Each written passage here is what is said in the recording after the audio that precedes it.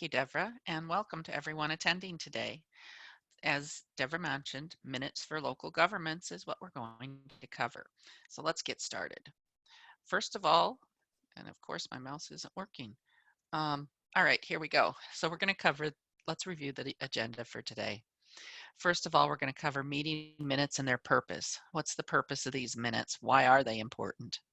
The pre-planning that goes into meetings, the actual taking of meeting minutes, transcribing your meeting minutes, recording votes, filing and storage of minutes.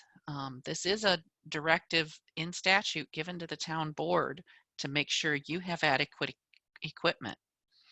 Electronic recording of minutes, amending minutes, and minute taking tech.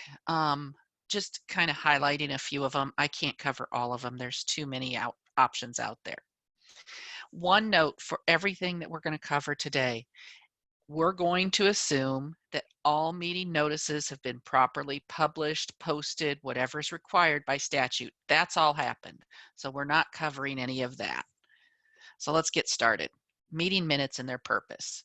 So exactly what are these things for? It's a written record of everything that happened during a meeting. And that sounds easy enough, but I'm sure all of you have attended meetings where all these people show up and they go, oh, hey, somebody ought to take minutes. When they find out you're a clerk, they're like, well, you need to do it. But we've shown up, and sometimes it's taken as a last minute thing. Minutes are really important because these minutes, especially for townships, this becomes a legal record. And sometimes they get called into court. So you need to do a good job with your minutes. The minutes need to inform attendees and those who couldn't attend who was there, what was decided, and why. So let's look at the MAT handbook a second and see what the purpose of the minutes is. Well, the purpose is to record what was done at the meeting. Now, the Minnesota Supreme Court weighed in and did say that all we need to keep is a record pertaining to the official decision and nothing related to the process by which the decision was reached. Well, that's fine and dandy until you come to disputes. So it's advisable for everyone to include the finding of fact and reasoning behind the decisions. Are the minutes the only record? Was there a resolution passed? And if so, is the reference properly recorded in the minutes? You want to make sure that the board decisions are not arbitrary and capricious, because that's what's going to get your board in trouble.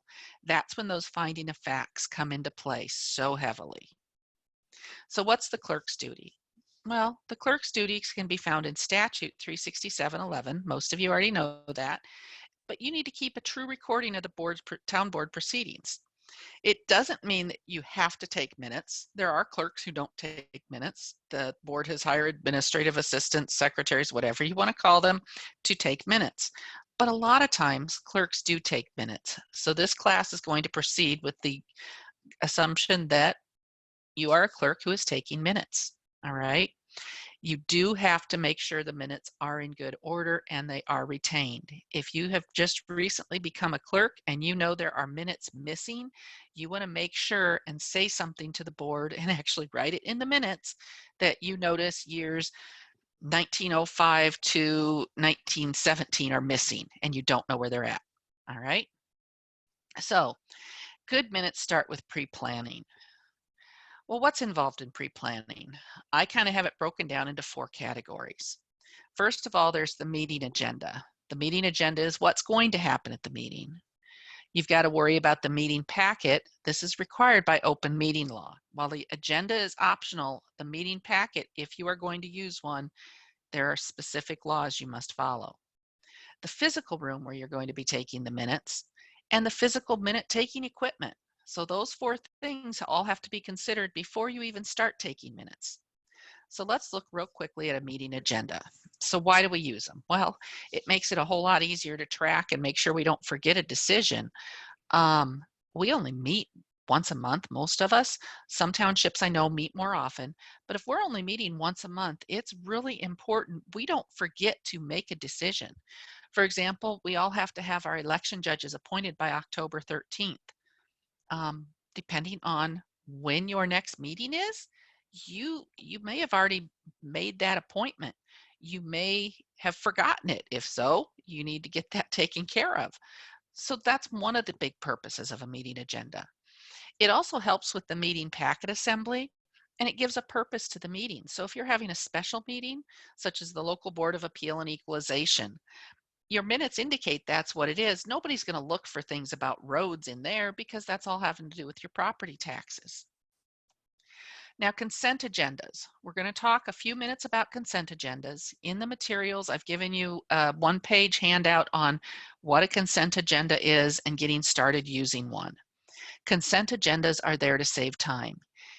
And you wonder how much time they can save. I know when we started using them, while I may be a large township, the stuff that goes on the consent agenda is not big issues. It's the simple everyday stuff, and it just speeds meetings along. Basically, it's a section of the agenda listing out the items for the board to approve as one group, all right? It's going to be approved with a single motion, no discussion on the items, anything like that. It can free up in a lot of meetings as much as a half hour or more of time, and that way the board has time to really give some substantial discussion to the more important items. One note, Robert's Rules of Order, if you use them, call it a consent calendar. So if you're using Robert's Rules, that's a terminology difference. So with your consent agendas, you're going to group items together that are routine and uncontroversial. For example, the minutes of the previous meeting. My minutes are always in my consent agenda, with the exception if the board notices a change, we pull them out of the consent agenda. All the different correspondence. There's a lot of places that send out newsletters and stuff. I just put those in the consent agenda. Anything that's simple, the election judge resolution went in the consent agenda because the board has time to read it, gets it ahead of time. So they usually don't have any questions. All of these items are passed with one motion. Now, if a supervisor wishes to discuss any of the items, it's removed from the consent agenda and dealt with individually. That said, if it's just a clarification of a date or something really, really simple, and I mean very minor, the item could stay in the consent agenda. I don't have a good example, but that is possible. But if there is going to be discussion, you need to have it pulled out and put into the regular agenda. It can go anywhere in the regular agenda. Now, before you just decide, oh, let's start using consent agendas, you need to make sure it gets explained in a board meeting how to use it, get it noted in the minutes that moving forward your township will be using consent agendas. And then the other thing to keep in mind is when you have new supervisors come on board, explain it to them. Not everyone understands how they work. Once you get the hang of them, they're wonderful, but consent agendas can really speed up your meeting. Now back to your meeting agenda. Your regular meeting, there's no agenda required, but they are a recommended best practice. We all have our regular meetings, and it is recommended that we have an agenda. We don't need them though. If you have a special meeting by statute, an agenda is required. In your postings, publishings, whatever you've got to do, you've got to lay out that agenda. Emergency meetings. There, of course, there's no agenda. It's an emergency. Nobody has time to do something like that. We didn't know this was happening. A recessed or continued meeting. If you used an agenda before you recessed, continue using one after. If you didn't use one, don't use one. Just follow the same procedure. Closed meetings. Yes, agendas are required to a point. When you're doing closed meetings, a lot of times a township attorney is going to be involved, and you're going to use their assistance. Treat closed meetings as far as agendas go, just like a special meeting. It's important that the chair announces the reason for the meeting to be closed. Give the statutory reference if possible. And the chair or one of the supervisors is the one who has to make this announcement, not the attorney. So something like, we are moving into closed session at whatever time based on this statute and whatever reason, okay? Now with your meeting a packet, I put a great big picture of a PDF logo there because best practice, use a PDF if you can. If you can't, you can't, and we're not going to worry about it. Keep in mind, in that meeting packet that you're using the agenda to help create, anything that goes to the supervisors prior to a meeting is in the meeting packet. The minutes, It could be the treasurer's report. If you're including payroll, it's just the gross pay report out of CTAS or something with just the gross pay. Contracts that are being approved, it could be, oh, there's hundreds of different types of information. Anything you want the supervisors to have time to read before the meeting goes into that meeting packet. Now, that said, keep in mind, this meeting packet is a key way that you can break trust or increase trust with those living in your township. Anything that you send the supervisors in that meeting packet goes to everybody else in the township. All right, this is part of open meeting law. If people find out that you're sending them everything except the financial record, they're going to suspect your financials are in bad shape. If you'll send them everything but the minutes, they're going to suspect the township is trying to hide something. So it's very important, if people request these meeting packets, that those packets match what you send the supervisors. Have one packet minimum available. That's open meeting law requirement. You can have more. It's not required. If you know you're going to have a bad meeting, or I don't mean bad, if you're going to have a lot of people at your meeting, make some extra agendas at a minimum. You don't have to do packets for everybody. I will say, when I've had big meetings here, everybody wants an agenda, but only about 10–15% want a packet. So, use your judgment. Lack of information, again, causes distrust, and we don't want to break the trust with the public. Now, continuing with pre-planning, think about the room. You've got seating, tables. Do all the chairs work? Did somebody take all the chairs for a party and forget to return them? Little things like that can cause a problem when you're going to have a meeting. And in these days of COVID, we've got all sorts of AV equipment, and we got to wonder, is it going to work? Test it. Make sure you understand how it works. Make sure you can do some basic troubleshooting. Do you have all the passwords? Do you have a good power supply? Do you have to record it? Does the equipment record? Do you need a separate recorder? And everybody thinks this is an easy thing once you do it once. I have a whole room of new AV equipment. I have been using it now for several months. Monday night, we had a meeting, no sound. Here's all these people coming in on Zoom. They could not hear us. They could hear us, but we could not hear them.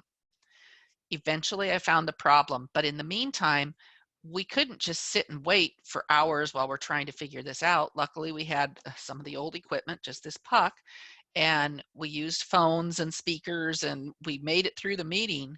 But that was a hiccup we were not expecting.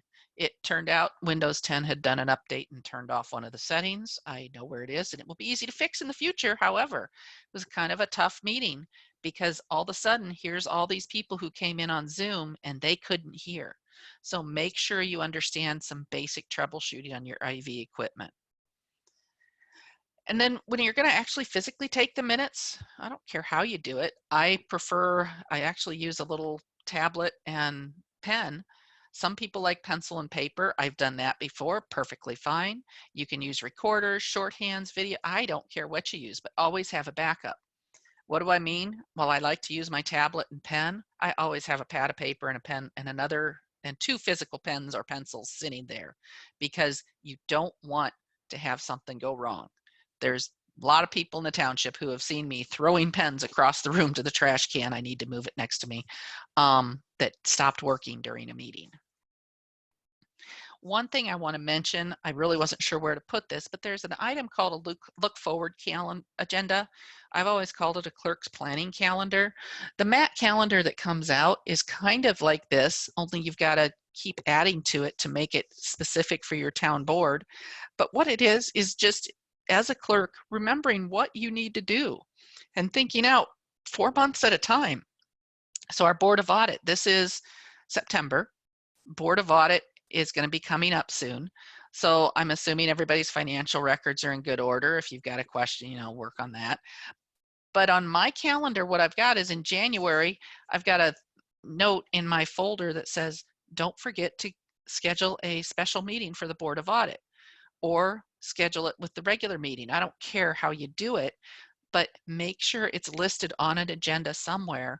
Or if you don't use agendas, make sure you list it in the meeting minutes, because Board of Audit's a statutory requirement, and it needs to be done at least a week before the annual meeting. So that's an example. I've got a couple other examples on here. I know you get a printout of this, so I'm not reading every one of them, but I just wanted you to see kind of what this is. Next is actually taking the meeting minutes. We're going to talk about a lot of different stuff in here. Some of it bounces, and I am sorry, trying to get it all into one area when it overlaps is difficult. So we're going to start here with templates. I'm going to talk about templates off and on a couple of different times. They can be your friend. You can see in the background of the screen, there's a ton of them out there. There are thousands of free ones. You can make your own.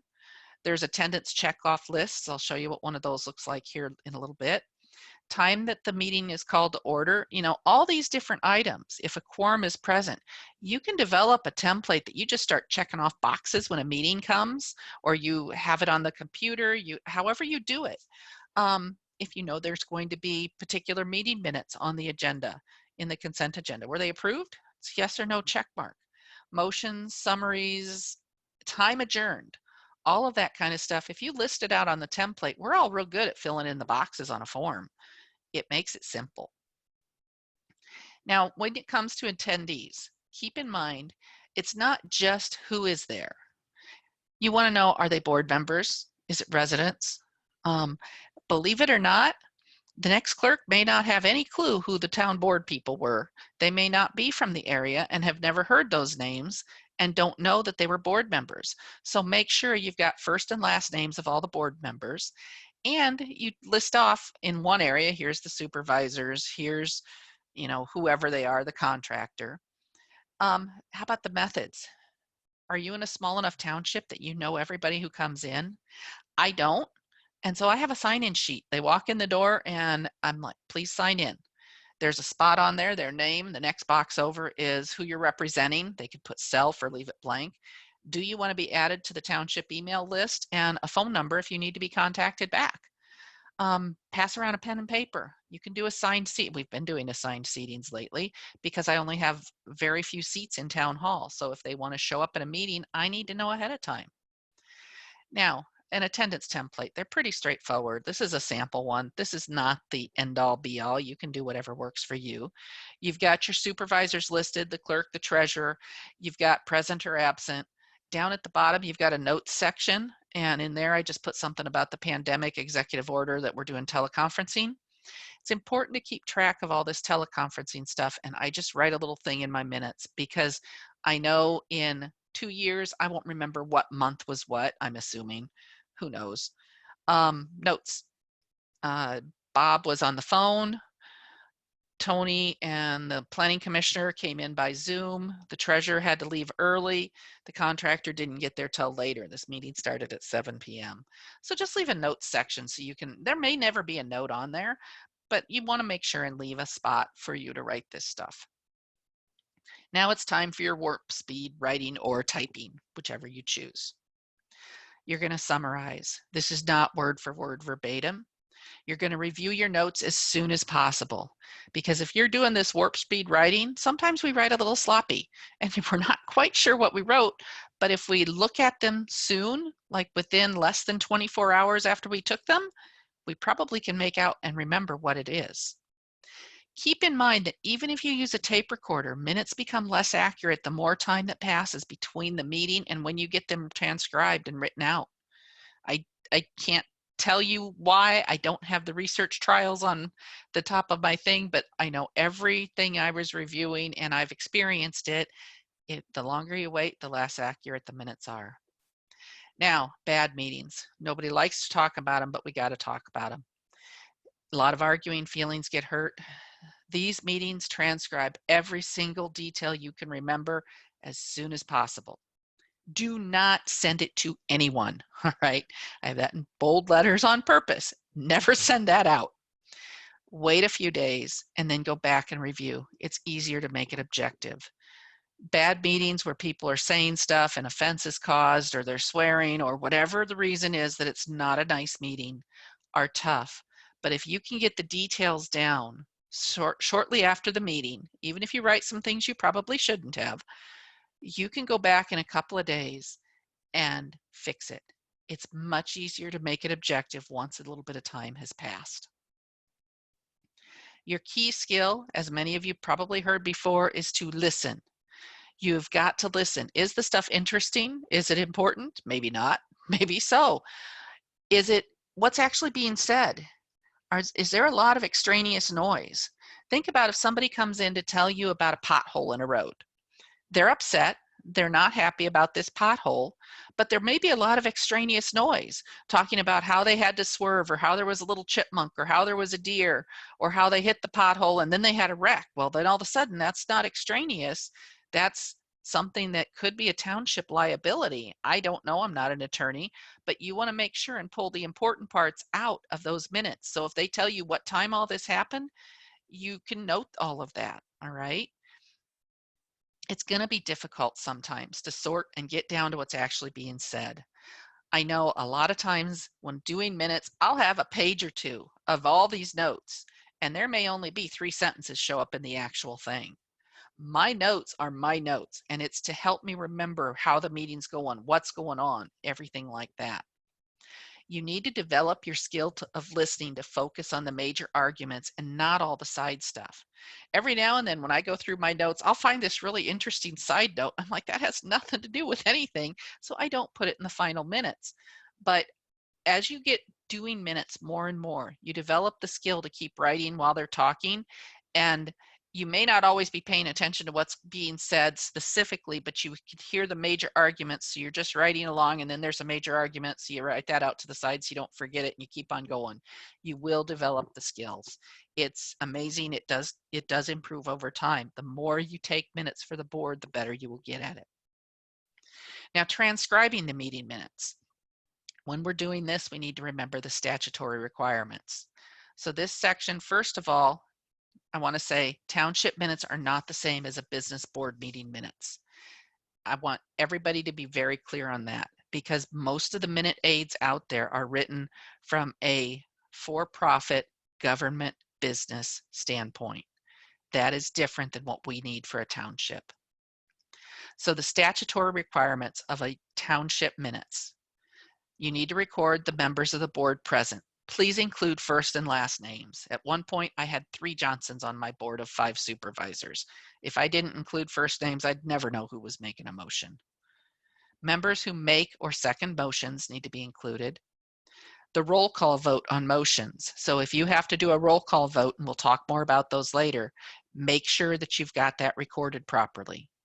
The subject matter of proposed resolutions or ordinances. So you don't want to have ordinance 15D. You need to say 15D, the ordinance for parking or right-of-way regulation, whatever it is. Whether the resolution or ordinance passes or fails. Believe it or not, that does not always show up in minutes, and that's kind of a key point.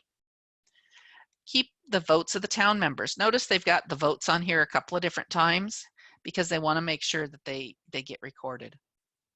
The votes of each member must be recorded for each appropriation of money.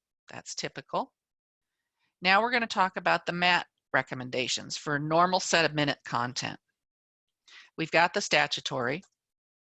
MAT also recommends keeping the type of meeting. So is it a regular meeting, a special meeting, emergency meeting, that type of thing, road tour, whatever.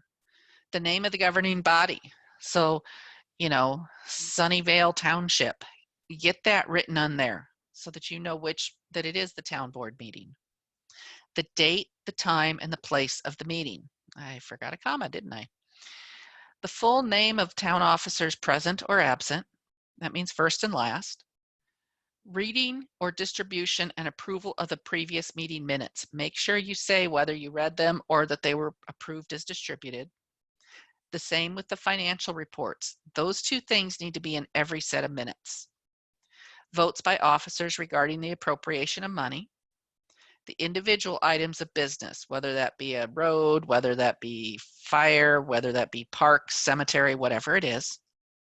The full name of officers making and seconding a motion. Votes of supervisors on any action that they take. So anything they order, they do need to vote. And the time of adjournment and of the meeting, and the signature by the clerk and the town board chair after approval. Now, that said, does that mean that's how it has to be? No, that's the recommendation. I know there's a lot of town boards out there that the clerk signs and then all the rest of the board members do. I think it's perfect. There's nothing wrong with that. However, the recommendation is at a minimum to have the clerk and the town board chair signing. Now we're going to look at the Minnesota State Auditor recommendations. It's important that we include these in here because if your township gets audited, this is the list that the auditors are going to look at when they look at your minutes. So there's several of these things: the time, date, group of meeting. The first few are all the same as the recommendations from the MAT office. The approval of the minutes. Notice I've got the little finger pointing to the identity of parties to whom contracts are awarded. I know that you've all heard us talk about this C6000 document, which isn't even referenced in this presentation, but C6000 has to do with contracts with officers. We talk about it a lot. That's because if the Office of the State Auditor needs your township audited, contracts become really important. Making sure the documentation is there, making sure that it shows it was awarded. So if you have a supervisor who's going to be contracting with your township, it's important that somewhere in the minutes it shows that that contract was awarded to that supervisor and all the conflict documents are included as well. Who doesn't vote? We need to include that. Why contracts are awarded to somebody other than the lowest bidder? You want to make sure you have a lot of the facts in there about why that occurred. And there's another page of the OSA recommendations. Approval of compensation rates, mileage, per diems, all that good stuff. I know we harp on that every now and then at reorganizational meetings. I've had people tell me, you really don't need to tell us that all the time. The reason I do is because it is a state auditor recommendation and lots of us forget. The list of bills approved for payment with recipient purpose and amount. Now, if you use CTAS, that claims list for approval is perfect. It says all of that in there. A list of all fund transfers. As you've heard, we have to include fund transfers in the minutes. Appointments to any of the outside organizations, supervisor reports, authorizations and directions regarding investments. So if they want $20,000 taken out of the checking account and put into a CD, that needs to be a motion that shows up in the minutes. And then they do want to see the time the meeting is concluded. So if you're developing a template, I would take and look through these three groups of statutory requirements. Make sure your template references those so that you, not that you need to know who's requiring it, but that you have the items that are listed in these requirements. So now let's talk some more about actually getting these minutes written. So what do you include? Well, just the facts. Just like anything else, we want the facts. We don't care that they had green hair or wore a purple jumpsuit. We want to know what actually happened. And you need to keep it objective. You want to make sure that everybody is presented in the best light possible. Make your wording clear, simple, concise, and easy to understand. A great example of this, I don't know if you've all seen Pirates of the Caribbean, but in that movie, one of the pirates says he is disinclined to acquiesce to the request. Basically means no. In your minutes, use the word no, not the disinclined to acquiesce to your request. I know after that movie, my kids loved saying that for a while, but you want to keep your wording nice and simple, easy to understand. It's got to be clear. Be accurate. Have somebody else help you with a review if you have to. Keep in mind, those minutes are a legal record. So if you're not understanding something, and my best example is my engineer will come up with stuff, some of the terminology I've never even heard before. And I always check with him after the meeting and say, this is what I heard you say. And sometimes he said, yep, that's exactly right. Other times he said, what are you talking about? And I explain it to him and he goes, no. And we change some of the wording because we want to make sure the minutes are accurate. Sorry about the phone. I cannot shut that off. So now keep in mind, you also need to determine if a decision was made and why was the item tabled. You want this to go into your minutes because if you choose not to do the meeting, the decision, and I'm really sorry about the phone. If you need to postpone a decision, why is it going to be tabled? When will it be taken under advisement? When will they work with it? Because it's important to know, a lot of times somebody will say something, the board will talk about making a decision, they'll table it for more information, and then nobody ever makes the decision. And you'll spend 5 years reading minutes and there's no decision. So if something's going to be tabled, get it written down, because then you know if it's been tabled, the next meeting, it goes on the agenda, or 2 meetings later, whatever the case may be. Proofread your minutes. There is no way you can over proofread. Review every word you've typed or written. Do you spell it right? Do you use the correct tense? Have you stated it clearly? Keep in mind, okay, there's always going to be a little error. So don't take this overly seriously, but keep in mind the more errors you have, you're going to hurt your credibility. You don't want a lot of spelling errors or grammar errors. You don't want errors in the information accuracy. And abbreviations and unknown acronyms, I mean, we work in the government. We all use acronyms and there are hundreds of them. Make sure when you do have acronyms that you spell them out the first time. So if you put CUP, it spells the word cup, most people are going to read it as that, but I'm actually could be referring to a conditional use permit. So the first occurrence in a set of minutes will say conditional use permit. In parentheses, I'll put CUP, and then the rest of the document, I'll use CUP in all caps to refer to it. However, in the next set of minutes, I repeat the process again. The first time I reference it, I spell it completely out, because people do not go back and read all your old minutes unless they're looking for something. You need to make sure and make these easy for people to understand. So always make sure those acronyms are spelled out at least once in each set of minutes. Take pride in your work. If it's worth doing, it's worth doing well. I've always liked that saying. Findings of fact. So what are findings of fact? And basically, this is a term you just need to learn. It's a public body's written explanation of why a decision was supported or made in the way that it was. It's the reasons behind a decision. Basically, anytime a decision may be controversial, even if you don't know, if the board gives 5 reasons for making a decision, put them in the minutes. That's going to help make sure that if that ever comes under scrutiny, it can be told, well, here are the reasons that they made the decision they made. You're going to be protecting the township that way. Sometimes resolutions are a better choice. If you've got pages and pages of reasons and there is a resolution, reference the resolution by name, by number, by title, and then you can just put the full text is on file and not write the whole thing out. However, if you feel more comfortable writing the whole thing out because you know it's controversial and you want to make sure it's an illegal document, then put it straight in the minutes. There's nothing wrong with that. Key points these are basically the key points they use to decide the issue. There's a document, TP 4000, in the MAT information library you can use to check into this. It's got some more information. So the content level of detail required. That decision solely rests with the supervisors, all right?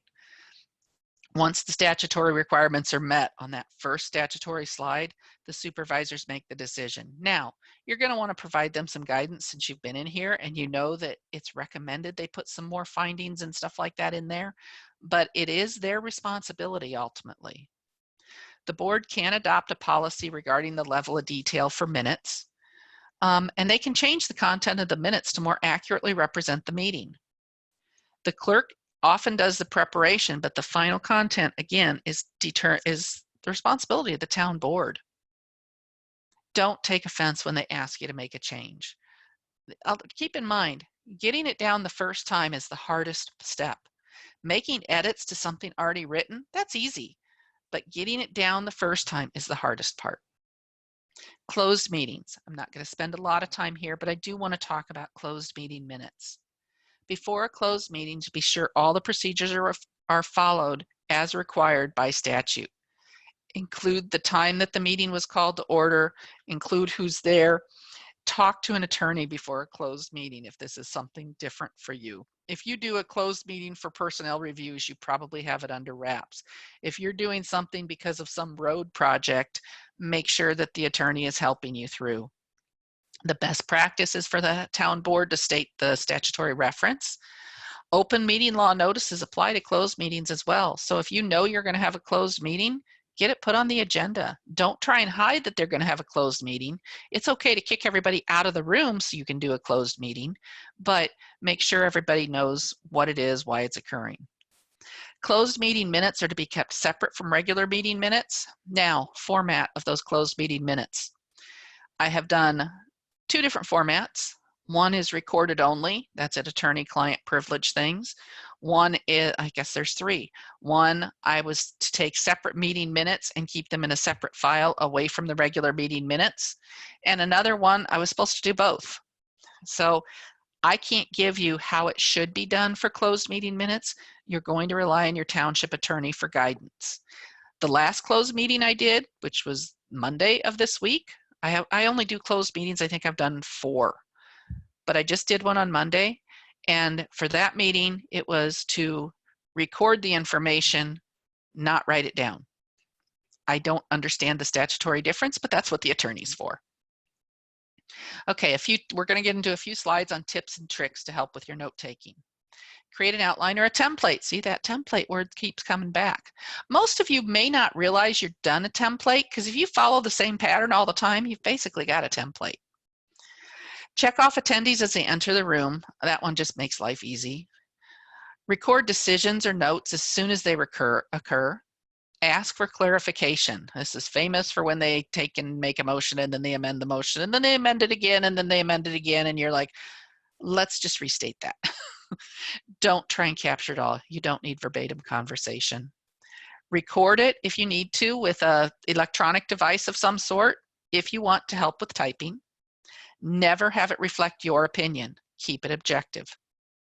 When you're writing and transcribing your minutes, write them as soon as possible after the meeting. While you can't see my arms in a thing and I can't use my right arm right now, I had to do a meeting minutes. I recorded it. I took a few left-handed notes. I had my deputy clerk taking minutes because I spent the next morning trying to get these minutes written down because I could remember all the stuff, and I needed to get this stuff written and transcribed as soon as possible because I didn't want to forget, especially since I couldn't write it down physically. Review your outline and add notes for clarification. So a lot of times when you're doing minutes, you'll write little, at least I will, write notes in the margin to remember to tell somebody something that the board's talking about. Make sure that's why you review right away. Let's see. So I've got a question. What attendees, in addition to the town board, contractors, or presenters, have to be recorded? Is it a good idea to record the names of residents who attend regularly? I will answer that. What's required? None of it. You don't have to record the attendees who are there, the members who come in, the residents. However, it is a best practice to put them in the minutes so that it's easy to remember they were there. It's not required, but it is a best practice. Next, make sure you've got enough detail. Be objective. If you've noticed, I've said be objective like 8 times so far. Objectiveness is important. Use past tense. You can attach other documents or you can just indicate where they're located. I looked through a lot of other township minutes just because I'm interested. I look through city minutes too. A lot of times I'll do that just to get some ideas of how I can improve my minutes, but I also see some of these things are occurring that shouldn't be. Some people like to attach everything to the minutes. Some people like to attach nothing to the minutes. Is there a best way? No, you're going to use your determination. Basic templates, past meeting minutes are a great place to look at. You're going to learn about the government format that's used by your township and review the level of detail that they prefer. Now, it could be that they don't like that level of detail, and I bet they would tell you. Do you have a policy regarding meeting minutes? When do you distribute unapproved minutes? This is a big question that comes up a lot. And of course, it gets the attorney answer. It all depends. In general, follow the rules that are listed below unless your township attorney has directed otherwise. All right. After you have them as perfect as you can, that's step 1. Next, have those who help you review do so as soon as possible so that you can get them correct. That you've incorporated any clarity changes necessary. You want them as good as you can so that they can be distributed to the board prior to the meeting with the word draft on it. Make sure that draft is on there. I don't care if it's handwritten, done with a computer, However you need to get it on there, there's stamps, all sorts of stuff. And then after approval, when the clerk and chair have signed, then you can distribute them. Now, that's kind of going against what I just said because they got to go out in the packet, but in the packet they say draft. And before they go in the packet, you want them as perfect as you can because you're hoping that they can just be passed as presented. But don't go handing out unapproved minutes just willy-nilly. That's not a recommendation. It's actually recommended you don't. Once the clerk and chair have signed and they're approved, now you can give them out anytime you want. All right? Few common errors to avoid. Irregardless, first of all, it's not a word. Ir is not, less means not. So adding prefixes and suffixes that mean the same thing, all of a sudden you got a double negative. So don't use that word, just use regardless. Where is it at? Well, ending sentences and prepositions is never recommended. Where is it at's fine. These next two, just with John or myself, he will meet with John and I after work Tuesday. What's going on here is that in the first instance, somebody couldn't decide whether to use I or me, so they just put in myself. And the second instance is similar, but they took a guess and guessed wrong. So try this. If you haven't heard this rule before, drop the other person and say, just with myself. Well, you're going to say just me or just with me. Say it out loud. He will meet with I after work on Tuesday. Again, say it out loud. Sometimes that helps really well, really, when you're doing your minutes. If you have a sentence that is just really awkward and really not working right, say it to yourself. Try and avoid run-ons. Here's the grammar errors kicking in now. Here's the grammar, not errors, but grammar kicking in. You want to make sure and follow proper grammar rules. Don't have run-ons. You want to avoid fragments that end with periods. If it's a fragment, don't put a period at the end, stuff like that. With your grammar, effective and accurate language is an important asset for clerks. If you need help, there's a ton of grammar aids. My favorite is a book that I could not find. I did look. It was written for those learning the English language. It was recommended to me by a magazine editor. I used it a lot. It really did help improve my writing. I know every now and then people look at my stuff and think, really? You don't know how to write? But it did. And there's a couple other sites I gave you on here. You can link to them once you download the presentation that have a bunch of grammar rules in it. More on minute taking standards. Be consistent in your references to people. So if you say Supervisor Jones, then anytime you refer to a supervisor, use the word supervisor in front of their name. Use whatever type of reference you're going to use, keep it consistent. Don't only use a title for one person. If you use a title for one, use titles with all. If you use a title for nobody, that's okay too. Also use we or any of those other pronouns listed. So the board recommended we use the current process. I get it, we know what it means, but the better way to say that is the board recommended you continuing to use the current process. All right. We as a pronoun is referring to, well, it's not referring correctly to the board. Anything handed out at a meeting and not distributed in the meeting package has to be referenced in the minutes. That is one of those rules that most of us do a really good job with. Somebody comes in with pictures and stuff, all of a sudden you can reference them in the minutes. If you want to attach it, you can. It doesn't have to be attached. It's perfectly fine to say, hey, this was distributed, came in, and we have it in the file. Sorry, I had to move something here. You can attach or include, like I just said. Make sure that you do reference it though. So I gave you an example of a reference. If you're using a computer to take minutes, make sure you mute it. Sometimes the clicking of the keyboard really irritates people. So if that's your choice, make sure you're not offending everybody in the room by clicking away. A few helpful phrases. I can't talk all of a sudden. Supervisor Bob raised the issue. A presentation was made by. Following the presentation, there was a discussion. These are kind of some easy segues into the new section. It helps the reader realize, okay, this was done and now we moved here without saying and then this, and then that. All right, they're just a few phrases. So what do you not record in the minutes? Don't record arguments, just don't.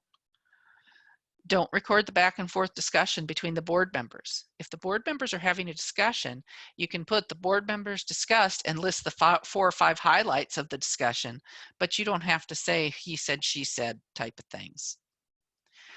You don't have to record the full presentation made at the meeting. Instead, you're just going to reference where it's at. You could attach it to the minutes if you like, but the problem when everybody starts attaching is all of a sudden a year of minutes takes 3 inches to store. Okay, a year of minutes is usually a fairly narrow little folder of stuff, but if you start adding things, I know one clerk did do that here, and I grabbed a book thinking it was like 5 or 6 years of minutes. It turned out to be 6 months because every document was attached. Now I found the documents, but it really made for a heavy book. Now, one note, if you're going to attach stuff to the minutes, indicate that in the minutes. Don't say resolution whatever, full text on file. You'll say resolution whatever as attached, all right? Make sure you use the word attached because the word attached tells the reader that those documents are attached to the minutes. Now, paragraph style or tabular, I don't care. That's your choice. What do you want to do? How about suggestions? Or how about suggestions? One suggestion, put the motions in bold. Underline, use a different color, something to make them easy to find when you have to go back and review for content. Pick a format and stick with it. I know the first few months you're a clerk, stuff's not going to be exactly in order, but within 6 months, you want to find a nice format and stick with it. That doesn't mean you can never change. It means get a good format going, and then when you make a change, yeah, it's obvious you made a change, but everybody's going to understand how to read through that at that point. All right. There we go. Next, recording votes. All right. When we're recording votes, it's really important that, come on, why is this not advancing? Let's look at voting. You've got to record that a motion passes or fails. Passed, amended, passed unanimously, passed as failed, passed 3 in favor, 0 against, 2 in favor, 1 against, passed with the names, passed with somebody against. There's like 8 ways to say the same thing here, all right? This motion passed. I don't care which wording you use, but keep it consistent, okay? Roll call votes, pass-fail votes, you want to include the names of anybody abstaining, especially when it relates to conflict of interest. I've got 2 samples here. One names out the supervisors voting in favor with the supervisor abstaining because of conflict of interest. The other one just uses numbers and says the supervisor abstained with conflict of interest. Anybody abstaining for conflict of interest, you put their name down so there's no doubt they abstained from that vote. All right. Roll call voting. What do you record? We do a lot of roll call votes these days with Zoom and telephone and all these different types of meetings. So real simple. Supervisor, aye, you can see red, white, and blue. Aye, and aye. Motion passed. What about if there's conflict of interest? Supervisor red is aye, supervisor white is aye, supervisor blue abstained due to conflict of interest. Motion passed. Roll call voting is required when the supervisors are not all present in person. That said, if they're all present in person, you don't have to do roll call voting, especially if you're there, it's easier. But if you're not in the room, you're probably going to need to do roll call voting. Be clear when you're recording these votes, okay? Make sure it's perfectly clear to anybody reading the minutes. Avoid this. I'll give you a second. It says all voted in favor except Supervisor Blue. Oh, what a wonderful thing. Unfortunately, I've read that in more minutes than I care to. Did the vote pass or fail? Who else voted? How many supervisors do you have? Do you have 3 or 5?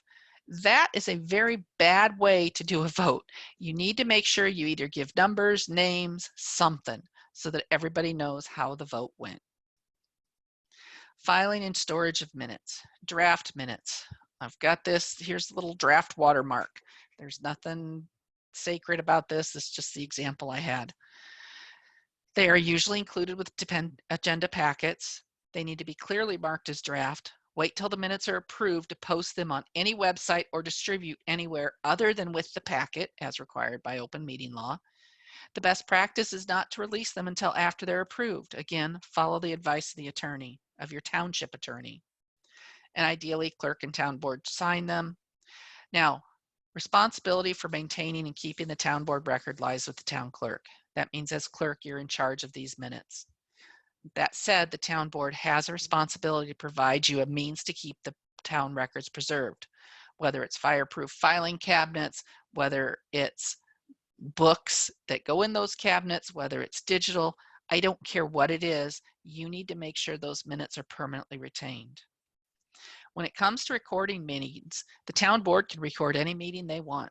There's no right, wrong, whatever. If they want to record it, record it. They must record audio record closed meetings, except those under attorney-client privilege. Again, verify with your attorney. If the town board chooses to record meetings, they have to decide if those recordings are records or if they're merely to help the clerk transcribe the minutes.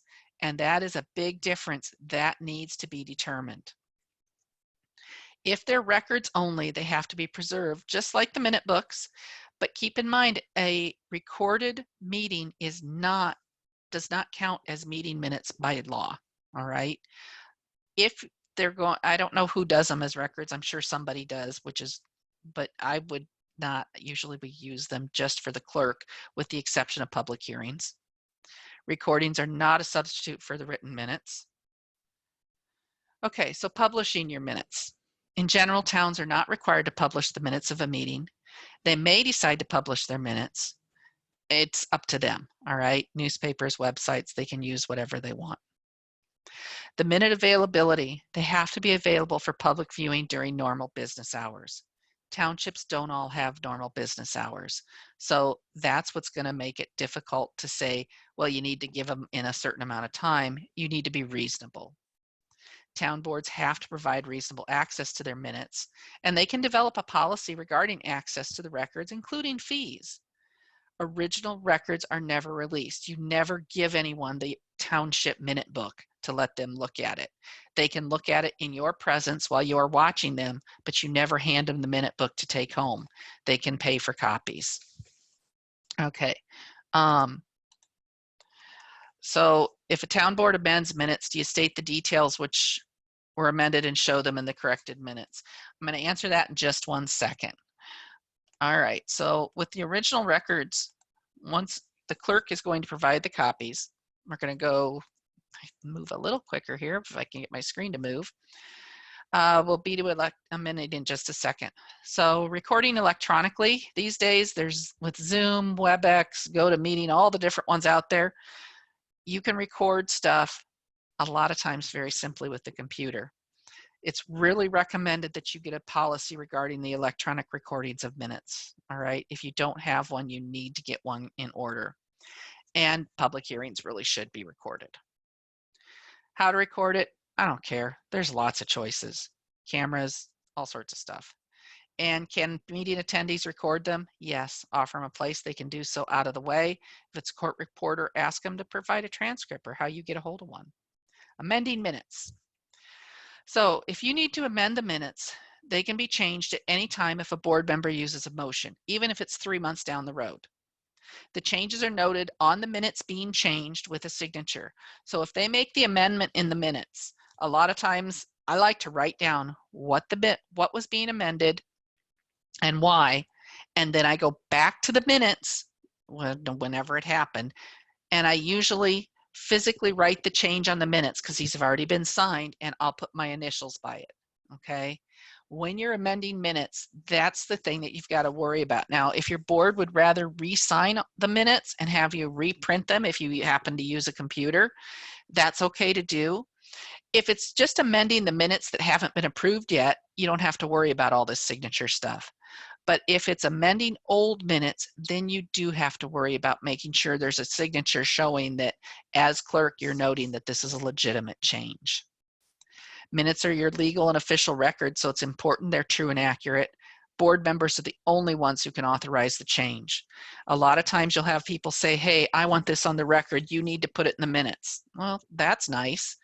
The board is the only one who can choose to do that or not.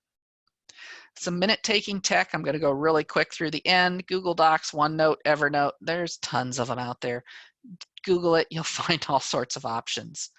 Electronic storage, there's a lot of them listed. You can use whatever you like. There is no statute of what's required. When to speak up at a meeting. If something's skipped on the agenda, just say, hey, did you intend to skip that? So you know if it's tabled or not. If there's no quorum and that's not a legal meeting, you need to speak up and let them know, hey, this is not a meeting. If the meeting adjourned, everybody's left, but a couple board members are trying to make a decision, that's not a legal meeting either. You need to speak up. If the motions aren't clear, or in teleconference and web meetings, if somebody has not identified themselves or you didn't hear them. I've got some references on here that you can go link and look to at the end of the presentation. Lots of good information online. You've got to be very careful. The biggest thing I would say is be careful about taking and getting information from sources that talk about business minutes. There's a lot of good information on there, but remember, business minutes are different than township minutes. And I want to see, did I answer? If I did not answer your question correctly, type it up again or email me. I think I've got this amended one. Do you state the details that was amended and show them as corrected? As I stated, yes, but it depends. If it's the ones that have not been approved yet, you just make the correction and don't worry about it. If it's old ones, you make the correction and go ahead and note it. Let's see.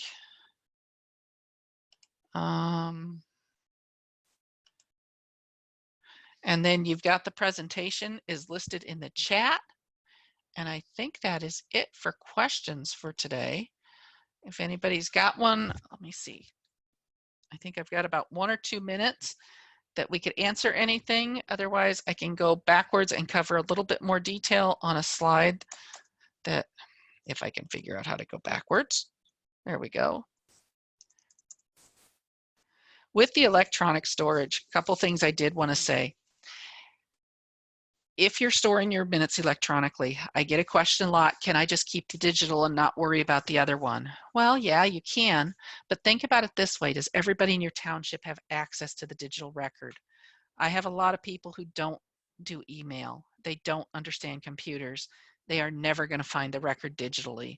So I do keep a printed signed version on file they can come in and look at any time, or I'll make them a copy.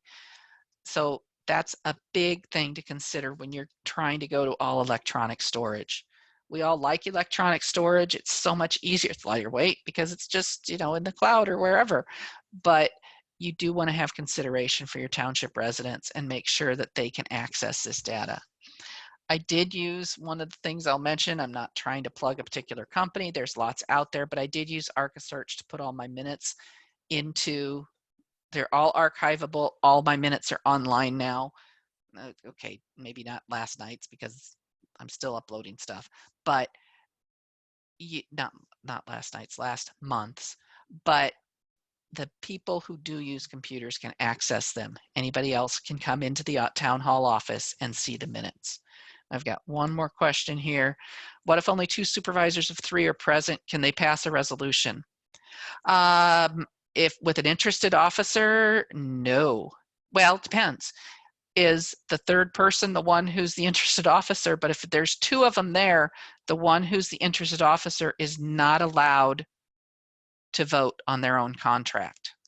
I hope that's answered your question. I looked at our time and we're about up, I believe. And send me an email or give me a call, and I'm more than happy to talk to you a little bit more detail on that. Okay? Thank you so much, Lucinda. What a wonderful presentation. So this concludes our session. I would like to thank our speaker for her participation and thank all of our registrants who attended today's program. Certificates of attendance and evaluation forms will be emailed to live attendees within 24 hours. And we ask that you take a few moments to provide us with your evaluation of today's program. I invite you to visit your association website for a list of more upcoming programs. Lucinda, did you have any final thoughts?